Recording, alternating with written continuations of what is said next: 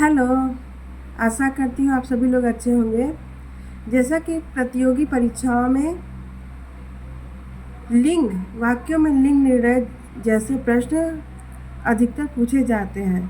तो हेलो, जैसा कि प्रतियोगी परीक्षाओं में वाक्यों में लिंग निर्णय पूछा जाता है, तो वाक्यों में लिंगों का निर्णय कैसे किया जाए, इसकी कठिनाई को दूर करने के लिए कुछ नियमों का ज्ञान होना अति आवश्यक है। तो चलिए उन नियमों को जाना जाए।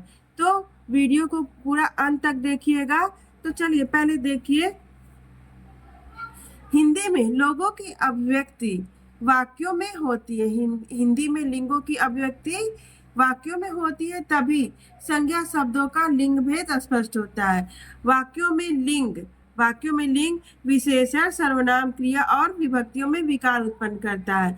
अब यहाँ पे देखिए कुछ वाक्य दिए हैं, ठीक है। तो उसमें विशेषण शब्द दिया है, तो वह विशेषण शब्द कैसे स्त्रीलिंग और पुल्लिंग में परिवर्तित हो गया है, इसके कुछ नियम है। तो यहाँ देखिए लिखा है मोटा सा आदमी आया है। यहाँ मोटा सा क्या है, विशेषण है। तो यह मोटा सा पुल्लिंग में है। पुल्लिंग में ही क्यों लिखा गया है?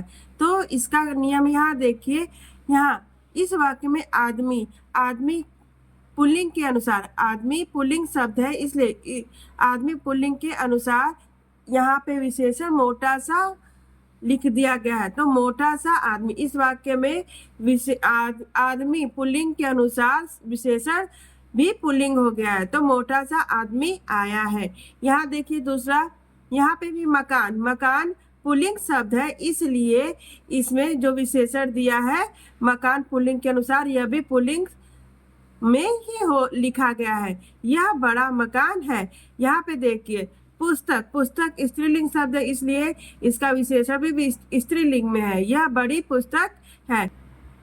यहाँ देखिए कमरा भी पुल्लिंग शब्द है, इसलिए इसका विशेषण भी पुल्लिंग शब्द में लिखा गया है। तो पूरा वाक्य क्या हो जाएगा, यह छोटा कमरा है। यहाँ देखिए लड़की स्त्रीलिंग में है, इसलिए इसका विशेषण स्त्रीलिंग में लिखा गया है। पूरा वाक्य क्या हो जाएगा, यह छोटी लड़की है। इसी तरह सर्वनाम में भी विकार उत्पन्न होता है, वह भी शब्दों के स्त्रीलिंग और पुल्लिंग के अनुसार। तो यहाँ पे देखिए, अब यहाँ देखिए वाक्यों में सर्वनाम में पुल्लिंग और स्त्रीलिंग में कैसे परिवर्तित होता है, इसका भी उसी तरह नियम है। तो यहाँ पे देखिए, जैसा कि उपरोक्त वाक्यों में भी पुस्तक किस प्रकार का शब्द है, पुस्तक स्त्रीलिंग शब्द है, इसलिए इसका सर्वनाम सर्वनाम में भी मेरी स्त्रीलिंग है, इसलिए पूरा वाक्य क्या हो जाएगा, मेरी पुस्तक अच्छी है। तो यहाँ पे भी देखिए घर पुल्लिंग में आता है, घर शब्द पुल्लिंग में आता है, इसलिए घर के साथ लगा सर्वनाम पुल्लिंग में है, मेरा घर बड़ा है। इसी तरह कलम स्त्रीलिंग शब्द है, कलम कैसा शब्द है, स्त्रीलिंग, तो कलम के साथ लगा सर्वनाम भी स्त्रीलिंग हो जाएगा, उसकी कलम खो गई है। स्कूल पुल्लिंग शब्द है, इसलिए उसका सर्वनाम पुल्लिंग है, उसका स्कूल बंद है। जेब स्त्रीलिंग शब्द है, इसलिए उसका सर्वनाम स्त्रीलिंग है, तुम्हारी जेब खाली है। कोट पुल्लिंग शब्द है, इसलिए उसका सर्वनाम भी पुल्लिंग हो गया है, तुम्हारा कोट अच्छा है। इसी तरह क्रिया में भी परिवर्तित होता है। तो चलिए यहाँ देखिए बुढ़ापा पुल्लिंग शब्द है, तो बुढ़ापा के अनुसार इसके क्रिया में भी परिवर्तन हो गया है, बुढ़ापा आ गया है। सहायता स्त्रीलिंग शब्द है, इसलिए इसकी क्रिया में भी परिवर्तन हो गया है, सहायता मिली है। भात पुल्लिंग शब्द है, इसलिए इसका क्रिया भी पुल्लिंग में हो गया है, भात पका है। दाल स्त्रीलिंग है, इसलिए इसकी क्रिया स्त्रीलिंग हो गई है, दाल बनी है। ऐसे ही विभक्ति में भी परिवर्तन होता है। तो किसके अनुसार, यहाँ देखिए इस वाक्य में रंग पुल्लिंग शब्द है, इसलिए इसका विभक्ति पुल्लिंग में हो गया, गुलाब का रंग लाल है। अब यहाँ पे देखिए चरित्र, यहाँ देखिए चरित्र पुल्लिंग शब्द है, इसलिए आपका में जो का विभक्ति लगी है वो भी पुल्लिंग के अनुसार, चरित्र के अनुसार पुल्लिंग हो गया, आपका चरित्र अच्छा है। नाक स्त्रीलिंग है, इसलिए यहाँ पे विभक्ति की क्या हो गया, स्त्रीलिंग हो गई है, आपकी नाक कट गई है। यहाँ देखिए देवी स्त्रीलिंग है, ऐ देवी तुम्हारी जय हो। अब चलिए आगे बढ़ते हैं। अब यहाँ पे देखिए तत्सम यानी कि संस्कृत शब्दों का लिंग निर्णय। तो यहाँ पे पंडित कामता प्रसाद गुरु ने संस्कृत के पुल्लिंग शब्दों को पहचानने के लिए निम्नलिखित नियम बताए हैं।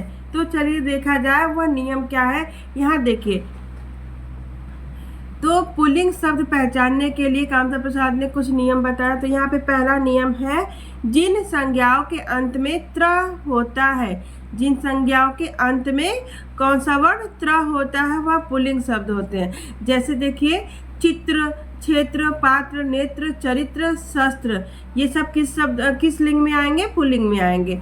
ऐसे देखिए न, धन, अंत, न वर्ण से अंत होने वाले शब्द भी पुल्लिंग शब्द में भी आते हैं। जैसे पालन, पोषण, दमन, वचन, नयन, गमन, हरण इत्यादि किस में आएंगे, पुल्लिंग शब्द में। अब देखिए अपवाद है, एक अपवाद है, ये देखिए पवन, पवन के अंत में न वर्ण आया, लेकिन यह पुल्लिंग में नहीं आया, ये दोनों में आता है, स्त्रीलिंग और पुल्लिंग दोनों में आता है, इसलिए यह कौन सा लिंग हो गया, उभय लिंग।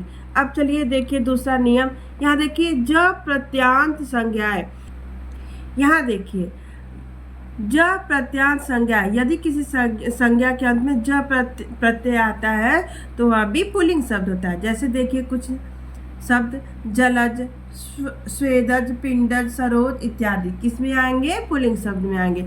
यहाँ देखिए जिन भाववाचक संज्ञाओं के अंत में त्व, त्य, व, य होता है वो भी पुल्लिंग शब्द होते हैं। जैसे सतीत्व, बहुत्व, नृत्य, कृत्य, लाघव, गौरव, माधुर्य इत्यादि। ठीक। अब यहाँ देखिए अगला नियम, जिन शब्दों के अंत में आर, आय, व, आस हो, जैसे विकार, विस्तार, संसार, अध्याय, उपाय, समुदाय, उल्लास, विकास, ह्रास इत्यादि किस में आएंगे, पुल्लिंग शब्द में आएंगे। यहाँ देखिए अपवाद है, जैसे सहाय, आय, तो सहाय शब्द उभयलिंग में आएगा, आय स्त्रीलिंग में आएगा, तो ध्यान रखिएगा। अब चलिए अगला नियम, अप्रत्यांत संज्ञाएं, जिन संज्ञाओं के अंत में अप्रत्यय आता है वो भी पुल्लिंग शब्द में आते हैं। जैसे क्रोध, मोह। अब यहाँ पे देखिए ध है ना, ध आधा, ध और प्लस अ से मिलकर ये पूरा ध बना है, आप लोगों को तो नियम पता ही होगा। तो ये क्रोध, क्रोध में ध में छिपा अ है, इसलिए यह अप्रत्यांत शब्द है, ये सभी अप्रत्यांत शब्द हैं। तो ये सभी शब्द किस में आएंगे, पुल्लिंग शब्द में। जैसे क्रोध, मोह, पाक, त्याग, दोष, स्पर्श इत्यादि। अब कुछ अपवाद है, जैसे देखिए जय, विनय, इनमें भी अप्रत्यांत आ रहा है, लेकिन ये पुल्लिंग शब्द में नहीं है, ये जय स्त्रीलिंग में है और विनय उभयलिंग में, ध्यान दीजिएगा। अब यहाँ पे देखिए अगला नियम, त प्रत्यांत संज्ञाएं, यानी किसी संज्ञा के अंत में त प्रत्यय आए वह भी पुल्लिंग शब्द में आते हैं। जैसे चरित, गणित, फलित, मत, गीत, स्वागत इत्यादि। आगे देखिए अगला नियम, जिनके अंत में ख होता है वो भी पुल्लिंग शब्द में आते हैं। नख, मुख, सुख, दुख, लेख, मख, शंख इत्यादि ये पुल्लिंग शब्द में आते हैं। अब देखिए संस्कृत स्त्रीलिंग शब्द, इसके भी नियम है, इसको भी ध्यान दे दीजिए थोड़ा। यहाँ देखिए संस्कृत स्त्रीलिंग शब्द, तो इसके लिए भी कामता प्रसाद गुरु ने संस्कृत के स्त्रीलिंग शब्दों को पहचानने के निम्नलिखित नियम का उल्लेख किया है अपने व्याकरण में। ठीक है, तो चलिए इन नियमों को देखा जाए।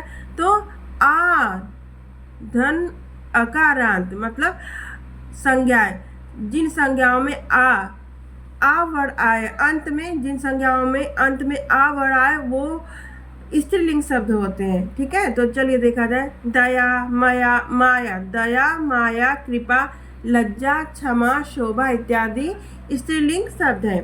अब देखिए जिन संज्ञाओं के अंत में ना प्रत्यय आए वो भी स्त्रीलिंग में आते हैं। जैसे प्रार्थना, वेदना, प्रस्तावना, रचना, घटना इत्यादि स्त्रीलिंग में आते हैं। अब देखिए उकारांत संज्ञाएं, जिन शब्दों के अंत में छोटा हुआ है वो भी स्त्रीलिंग शब्दों में आते हैं।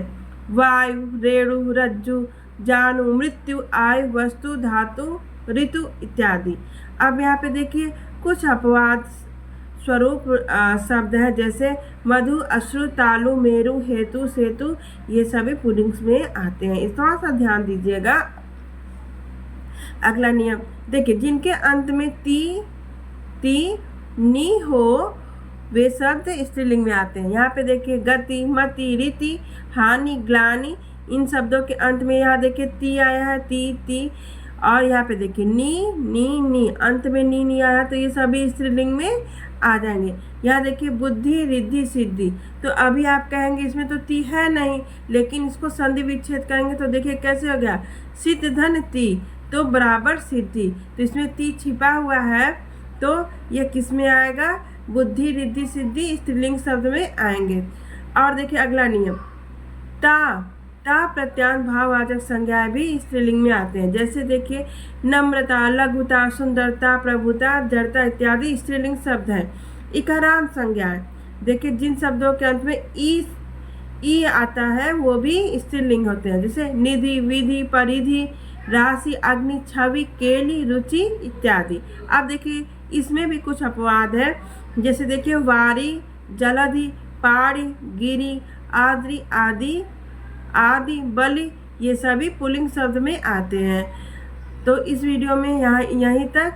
वीडियो अच्छी लगे तो लाइक करिए, सब्सक्राइब करिए, शेयर करिए। धन्यवाद।